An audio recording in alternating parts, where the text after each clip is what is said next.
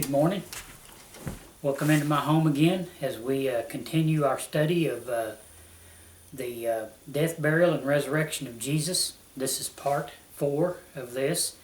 Jesus comes before Pontius Pilate. I hope you're enjoying these as much as I am. I'm finding so much more in this than I had ever realized, by studying this more in depth. So I just hope you're enjoying it. In order to honor this is Jesus comes before Pontius Pilate. I'm going to give you a little bit of history first here. In order to honor his friend, Mark Antony, Herod the Great built the Tower of Antonia, which was 115 feet high. Well, they built this on the northeast corner of the Temple Mount in Jerusalem. This structure was magnificent, and it was a fortress and headquarters for a cohort, which we talked about in the previous lessons. A cohort is 1/10 of a legion. A legion is 6,000, so a cohort was 600 Roman soldiers that were housed in this Tower of Antonia that Herod the Great had built. This structure was also the station for the temple police, and it was also the palace of Herod when he came to Jerusalem from his preferred palace in Caesarea or his fortress in Masada. During the time of Jesus, Israel was an occupied territory under Roman rule. But the Jews despised the Romans for several reasons. I'm going to give you 4 reasons here that they hated the Romans. The Romans were pagans, and the Jews hated their pagan customs. Rome had 12 gods and goddesses, primary gods and goddesses that they worshipped, and they built temples to them in all their territories and had many holidays in which they worshipped to these gods, which these worship sessions included sexual perversions, orgies, and homosexual acts. There was actually here in Jerusalem, at the pool of Bethsaida, there was a structure that was built there by the Greeks, and it had been dedicated to their gods. And when Rome seized this area, they rededicated it to the god Fortunus, which is their god of prosperity. So there was actually, outside the walls of Jerusalem, at the pool of Bethsaida, there was actually a temple that was dedicated to Fortunus. And the Jews just kind of had to put up with this. Since it was outside their walls, they did just accepted that they were going to have to put up with this pagan temple in their midst. The second reason, the Romans forced them to speak their language instead of Hebrew. Third reason, the Romans would not allow them to be armed because of past insurrections against Rome. And this was common with all the territories under Roman control. They would not allow them to be armed, and especially the Jews, because the Jews had been very successful in coming against the Greeks whenever the Greeks were over them. And you can read about that in history. So Rome would not allow the Jews in particular to arm themselves in any way. Fourth reason, the Romans forced them to pay very high taxes to keep them under subjection. They wanted to keep them under the iron hand of Rome, and they made them pay just huge taxes in order to do that. And Rome needed this money. They were doing this in all their territories, but especially to the Jews. And Rome had become so, their civil programs had become so vast that they were having a hard time funding it all. If you was a Roman citizen, you were in pretty good shape because you got funded by the government. You didn't really have to do a whole lot of work. You just had to be loyal to Rome. And you can kind of see that in our society today. It's the same direction that we're headed here in America. And actually, if you want to look at the fall of the Roman Empire and what caused it, and put that in contrast to America and what's going on in America today, you're going to see the same thing. Taxation so high that companies were moving outside of Roman territories because they didn't want to have to pay these huge taxes. They couldn't make a living because of the huge taxes that Rome was imposing on them. You'll see disorder. You'll see sexual perversion, There's a lot of parallels between the senators were just out of control, running the government with their own little projects instead of the good of the people. It was the good of what they could get out of it for their little area of Rome. And like I said, you look at American society, American law, American order, you're going to see the same things that caused the fall of Rome.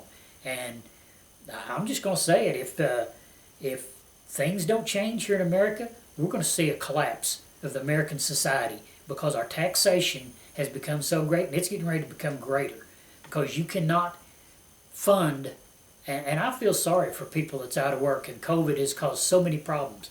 But when you're funding trillions of dollars to support businesses that have just got bad business plans, states that have just got bad business plans, and you're funding them through the government, and you're paying people more in social payments than what they could make working, they're not going to want to work. And that was the problem that happened in Rome. And we're seeing the same thing playing out in our government here today. And it will cause the fall of America if this does not turn around. And I don't like to be political, but that's just, look at Rome. Do some research. Go back and look at the Roman Republic and what caused the fall of Rome. You'll see a lot of parallels to America today. Anyway, after the death of Herod the Great, his kingdom of Judea, Samaria, and Galilee, Idumea, Perea, Ithua, and Trachonitis was divided between his sons by Rome, with Herod Archelaus being ruler over the greater part of Judea, Samaria, and Idumea, which Idumea is Moab. Herod Archelaus fell out of favor with Rome in 6 A.D. and was banished to Gaul, and his territory was turned over to governors appointed by Rome. By the time Jesus began to minister, Judea had been governed by 5 different governors. They did not last long. If they lasted 2 years, they were considered past their prime, because it was just to try to enforce Roman rule to the Jews. The Jews just revolted against it.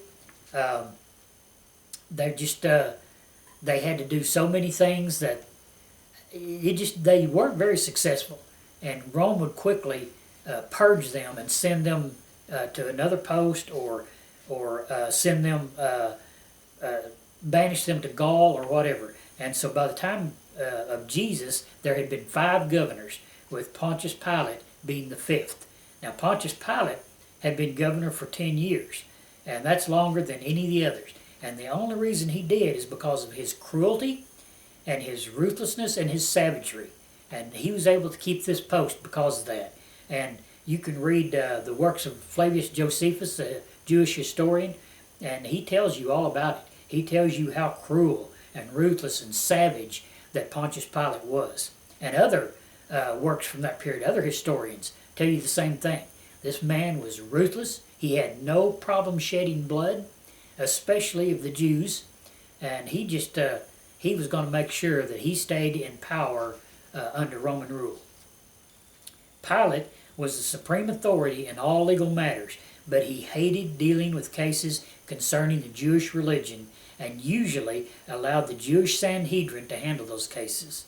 Pilate lived in Herod's palace at Caesarea, and he recoiled at the thought of having to visit Jerusalem. He absolutely hated going to Jerusalem.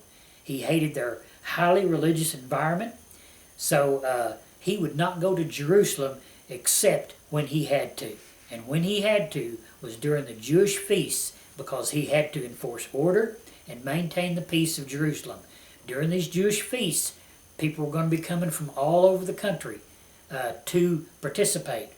And he knew that these huge crowds together, all he needed was one person to incite riot, and it would happen. So he was always there then to keep peace and to enforce order during the Jewish feasts. And that's why Pilate was in Jerusalem at the time of Jesus' crucifixion. It was to maintain peace because it was the time of the Feast of the Passover. All right, we're going to pick up here in Scripture now. Matthew 27, 1 through 3, and then we're going to go to Matthew 27, 12 through 14. That's our primary text today. Matthew 27, 1 and 2. When the morning was come, all the chief priests and elders of the people took counsel against Jesus to put him to death. Verse 2. And when they had bound him, they led him away and delivered him to Pontius Pilate the governor. The Sanhedrin council had already decided Jesus was guilty before they even arrested him and brought him before them. They had spent all night abusing him, demeaning him, torturing him, and after a kangaroo court, they were through with it and they were ready to put him to death. Here was their problem, though. Pilate was in town. Because of the feast of the Passover, Pilate was there. And if they attempted to put Jesus to death, Pilate might see it as an uprising or a breaking of the peace and crack down on them, especially if followers of Jesus showed up and protested. If there was a protest because they were trying to put Jesus to death, they knew that Pilate would have no choice but to crack down on them. They knew Pilate hated dealing with Jewish religious issues and had always given them a rubber stamp to do as they pleased. So they were going to take him to Pilate, who would surely go along with them and order Jesus' execution by Roman authority.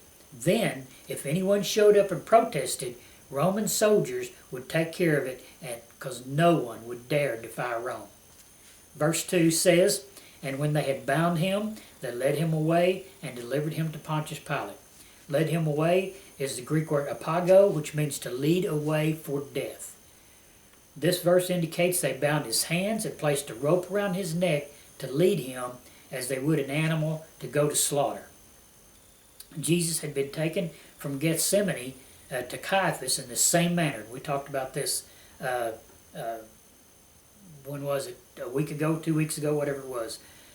Now they were repeating this process again in order to take him to Pilate. Isaiah 53:7 prophesied of this event. He says, He was oppressed and afflicted, yet he opened not his mouth. He is brought as a lamb to the slaughter.